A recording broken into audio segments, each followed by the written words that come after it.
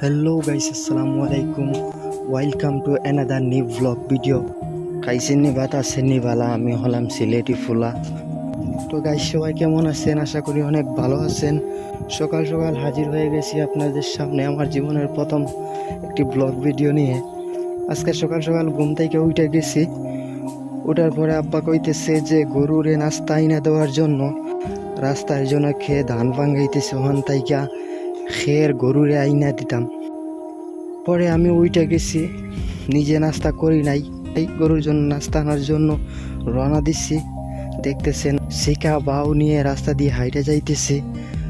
তো হাঁটতে হাঁটতে চলে আসলাম আমার সেই গন্তব্যস্থানে যেখানে আমি সবসময় ভিডিও বানিয়ে থাকি। আপনারা জানেন, দেখেন যে এই রাস্তা সবসময় নিরিবিলি থাকে, গাড়ি ঘোড়া চলে না, রাস্তার ভিউও ভালো থাকে সবসময়। অনেক সময় অনেক বড় বড় সেলিব্রিটিরা এখানে আসে।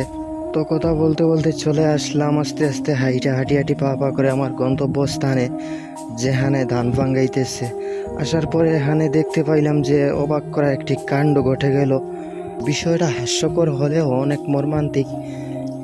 আপনারা দেখতে পাচ্ছেন যে ছিনতাইকা খেরগুলা বাইর হইতে দেরি হচ্ছে, কিন্তু মানুষগুলা নিতে দেরি হচ্ছে না। আসলে যারা গরু লালন পালন করেন তারাই একমাত্র বুঝতে পারবেন যে গরুর খাবার জোগাড় করা কতটুকু কষ্টদায়ক, কতটুকু শ্রম দিতে হয়। তো আমি এইসব দেখতে দেখতে ফিদা, কারণ জীবনে প্রথম আমি এই গরুর খাবার উপার্জন করার জন্য আসছি। তো আমি তাদের এইসব দেখতেছি, দেখার পরে ভাবলাম যে আমি যদি দাঁড়াইয়ে থাকি তাইলে আমি পামু না।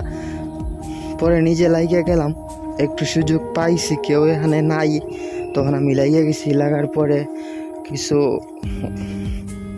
একত্র করছি, কিছু খেয়ে একত্র করার পরে কিছু দূরে একটি গাছের নিচে রাইখা দিচ্ছি, কারণ বৃষ্টি আইতেছে। কিছু বৃষ্টি আইতেছে, ভিজা যাইব। বৃষ্টির পানিতে যদি ভিজা যায় তাহলে অনেক ভারী হয়ে যাইব। তো পরে হঠাৎ করে বৃষ্টি চলে আসছে, বৃষ্টির জন্য ভিডিও করতে পারি নাই। তো সবাই ভালো থাকবেন, সুস্থ থাকবেন। আসসালামু আলাইকুম। ভালো লাগলে শেয়ার করবেন।